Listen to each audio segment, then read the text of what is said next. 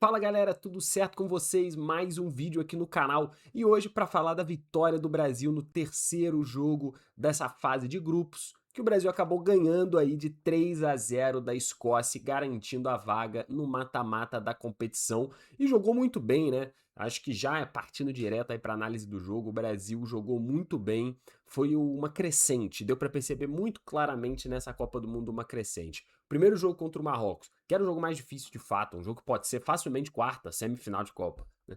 O Brasil jogou muito mal no primeiro tempo e no segundo tempo melhorou um pouquinho, quase que controlou a situação e ficou meio neutro, digamos. Mas foi um jogo muito ruim. Várias peças não foram bem, o meio de campo do Brasil foi bem mal, Casimiro, Paquetá, Bruno Guimarães foram bem mal, né? O Rafinha não se encontrou em campo. O Brasil como um todo não parecia muito coeso ainda. E por quê? Talvez por nervosismo, talvez por alguns acertos táticos que ainda não estavam 100%, e um adversário forte acabou expondo um pouco o Brasil. Na sequência, o Brasil pega um Haiti, que é um time muito frágil, né? Meio carne assada, assim, se você for considerar a Copa do Mundo como um todo, e jogou bem, ganhou bem, mas assim, nada mais do que obrigação, mas já foi uma melhora, porque não sofreu nada. E aí, nesse terceiro jogo, que pega um time ali intermediário, digamos, a Escócia não é nem tão ruim, nem tão boa. É um time majoritariamente voltado para se defender. Até jogou ali não tão fechado, né? Não fizeram uma linha de 5 na maior parte do tempo.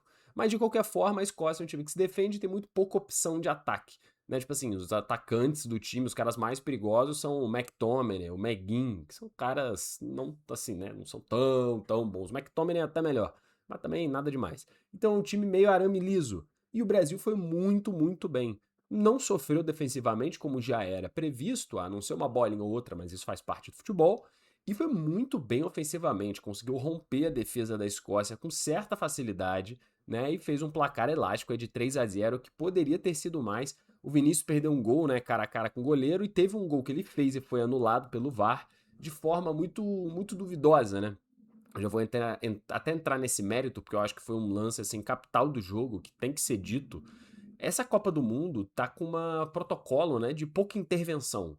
Tá tendo muito contato físico, muita jogada que em campeonatos nacionais seriam dados faltas e pênaltis e coisas do tipo, que os juízes não estão dando. Isso claramente foi um pedido da FIFA, isso é uma determinação da comissão de arbitragem para que os árbitros deixem o jogo rolar. E no jogo ontem do Brasil, né, que eu tô gravando isso na manhã seguinte do jogo, o lance do gol do Vini, ele põe o pé na frente do adversário, ele rouba uma bola no campo de defesa da Escócia, né? Que ele foi mais ágil do que o zagueiro da Escócia. E aí ele põe a perna entre a perna do escocês e a bola, porque o cara ia passar a bola, acho que ele ia devolver a bola pro goleiro, algo assim. E nesse meio tempo, o escocês chuta a perna do Vinícius e cai no chão. E aí Vinícius corre pro gol e faz o gol. Ele roubou a bola. E o juiz não deu a falta. Só que o VAR, de forma curiosa, dessa vez quis intervir e achou de bom tom dizer que isso foi falta, sendo que isso não é falta. O Vinícius ele foi propositivo ao jogo, ele não atingiu o adversário de forma alguma. O adversário que se deixou ser superado ali em campo e acabou caindo e beleza. Isso na Copa do Mundo não está sendo marcado falta, foi marcado contra o Brasil que anulou o gol. É bom ficar de olho, tá? Bom ficar de olho, porque já teve jogador aí pisando na perna de outro, já teve mão na cara, já teve jogadas muito mais bruscas de carrinho, que nem cartão se dá. Às vezes nem falta. Então, assim, por que o do Brasil foi anulado e outros passam batido? Tem que ficar de olho com essa questão de arbitragem, porque pode vir a ser um ponto aí também no mata-mata da Copa do Mundo. Mas, já passando por isso, falar um pouco mais do jogo, né? Eu acho que a parte tática do Brasil está muito alinhada, né? A saída do Rafinha, como eu tinha falado no outro jogo quando ele se lesionou, acabou que não foi de todo mal, né? De certa forma até veio pro bem, porque ele não vinha bem na competição, não vinha bem na competição, e o Ryan, que entrou no lugar dele na partida passada, começou como titular nesse jogo contra a Escócia, no lugar do Rafinha ali na ponta direita.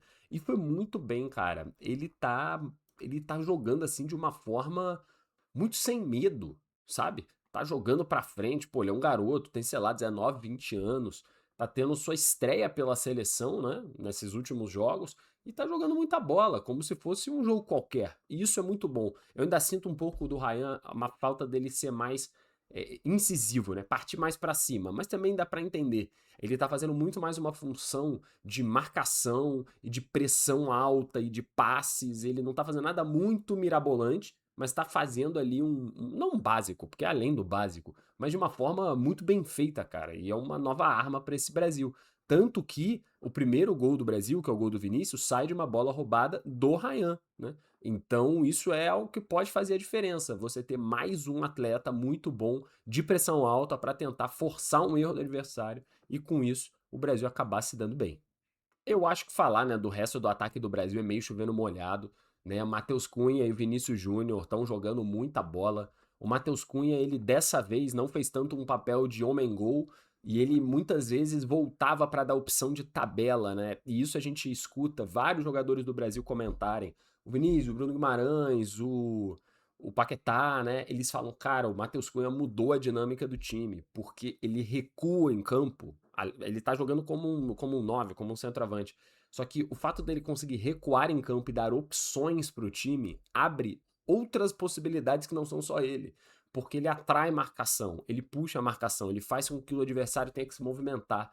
E isso dá amplitude pro Vinícius passar por trás, pro até o Ryan passar por trás também em situações. Então o Matheus Cunha fez muito mais um jogo tático contra a Escócia. Chegou a fazer o gol dele, é verdade também, porque não tem jeito, o cara tá lá dentro da área, mas ele foi mais importante pro coletivo no jogo de hoje do que individualmente, diferente de contra o Haiti, que ele foi muito importante individualmente, mas, cara, é uma peça crucial para esse time do Brasil e vai fazer toda a diferença. E o Vinícius não tem nem muito o que falar, né? Ele é o cara do Brasil, ele é o cara do Brasil nessa Copa do Mundo, ele é o grande astro e ele está puxando a responsabilidade para performar da melhor forma.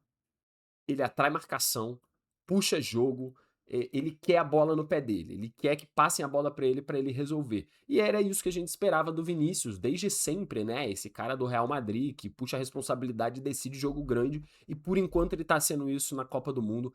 Ele fez gol nos 3 jogos da fase de grupos, e isso só aconteceu em anos que o Brasil foi campeão mundial. Se eu não me engano, foi em 70 e 94, 2002? Eu acho que foi quando o Brasil teve um jogador que fez gol nos 3 jogos da fase de grupos. Então, temos aí uma métrica que espero que não seja quebrada, que o Brasil de fato seja hexa e que o Vinícius nos leve até lá. Ele até chega a perder oportunidade, mas ele tá muito bem, cara, muito propositivo, ele dribla, ele leva pra linha de fundo, ele acha espaço, ataca a profundidade, tá um jogador muito completo e é o cara mais decisivo pro Brasil, sem a menor dúvida. Já no meio de campo, o Brasil foi bem de novo, cara, foi bem de novo. O Paquetá fez um jogo interessante, não tão bom contra o Haiti, só que ele é um cara muito diferente porque ele pode não ser tanto consistente, né? Mas ele acha jogadas que eu acho que nenhum outro jogador do meio de campo do Brasil consegue, né? Ele tem lançamentos muito, muito fortes, ele gosta muito de dar essa bola em profundidade, que só ele pode encontrar. E ele de novo fez isso, né? Ele deixou todo mundo na cara do gol, né? Ele começa a jogada no gol do Vini, ele tenta sempre boas bolas em profundidade, que com esse time do Brasil, com jogadores rápidos de ponta, faz muita diferença ofensivamente. Já o Bruno Guimarães, eu acho que ele é, não o oposto, né? Mas ele completa o Paquetá nesse sentido, porque talvez ele não encontre jogadas tão espetaculares, lançamentos, não é tanta característica dele, só que ele é um cara que sabe fazer as valências de forma muito consistente. Então, o gol dos cabeça do Vinícius, por exemplo, foi cruzamento do Bruno Guimarães, né? Ele dá assistência para o gol do Matheus Cunha, fazendo uma jogada de corpo que ele deixa a bola para o Matheus Cunha e com isso acaba matando o goleiro e o zagueiro na jogada. Então, ele pode não fazer jogadas tão plásticas, talvez não, só que ele é um cara extremamente consistente, que quando tá bem, como tá agora, controla o meio de campo, que era isso que a gente queria do Bruno Guimarães também. O que se esperava dele era esse jogador que controlasse o meio de campo, e a gente até agora não tinha visto isso. Primeira vez que. Primeira não, né? Contra o Haiti também. Mas ele agora tá mostrando esse potencial que a gente pode ter do Bruno Guimarães. O Casemiro fez um jogo ok, né? O Casemiro fez um jogo ok, ele não comprometeu. Eu acho que essa é a grande função dele. É completar na zaga, é dar solidez defensiva, e isso ele fez. O Casemiro, quanto menos a gente falar o nome dele durante uma partida, melhor provavelmente vai ter sido a partida dele. Ele tem aquela função de volante que tem que passar desapercebido, porque se a gente estiver toda hora falando sobre o Casemiro, significa que o Brasil está exposto, como por exemplo foi no jogo do Marrocos. A gente falou muito sobre ele, porque o Brasil estava muito exposto. Então, um jogo bom, um jogo consciente também do Casemiro. E a defesa não tem muito o que comentar, todo mundo foi bem, a Escócia não pressiona, não tem muito o que mostrar, né? O Douglas Santos na lateral esquerda tá jogando muita bola, tá mostrando que é um cara competente, faz coisas mirabolantes? Também não, mas ele compõe de forma correta. A zaga Gabriel Magalhães e Marquinhos, honesta também, nada demais. O Danilo na lateral direita tá fazendo uma boa Copa do Mundo. Ele que foi muito escorraçado quando foi convocado, porque nem no Flamengo ele é titular, porque tá velho, foi levado pra ser capitão do time e nem entrar em campo. E ele tá mostrando que tem muita qualidade e também capacidade física, né? O Danilo tá jogando 90 minutos e correndo pra tudo que é lado. Então, o cara que também acabou dando bem mais solidez defensiva ali pelo lado direito. Tô gostando muito da Copa do Mundo do Danilo também. E o Alisson fez boas defesas quando foi requisitado, né? Nessa Copa do Mundo, a gente tá vendo uma situação um pouco diferente, porque nas últimas, a defesa do Brasil era tão boa que a bola não chegava no Alisson. E só chegava nele, assim, pedrada histórica, gol no ângulo. E aí ele ficou com a taxa de goleiro que não defende. Mas é porque só chegava nele chutes lendários. Agora não. A defesa do Brasil não é tão ruim, mas também não é tão boa como já foi. Então o adversário chega, cabeceia, chuta, e o Alisson tem que defender a bola. E a gente tá vendo que ele é bom goleiro, ele consegue fazer as defesas e com isso também ajudar o Brasil.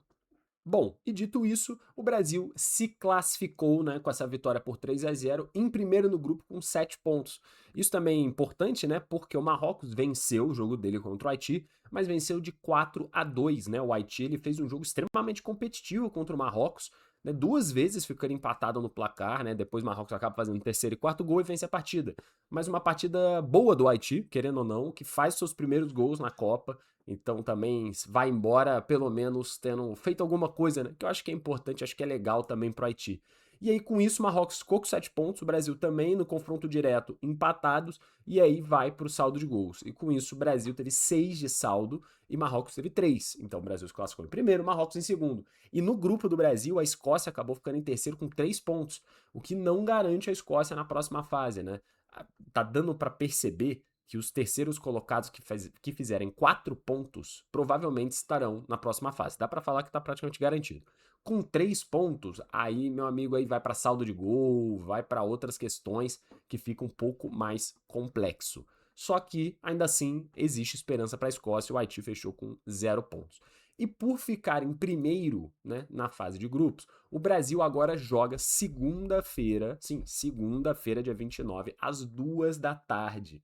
A gente vai ter jogo aí cedíssimo, né, na segunda, contra alguém. E lá em Houston, né, no estádio do Houston Texans. Então, é um estádio fechado, né, um estádio climatizado. A gente não vai ter problema com essa questão de tempestade, nem nada, nem de calor extremo. Então, isso é benéfico para o Brasil.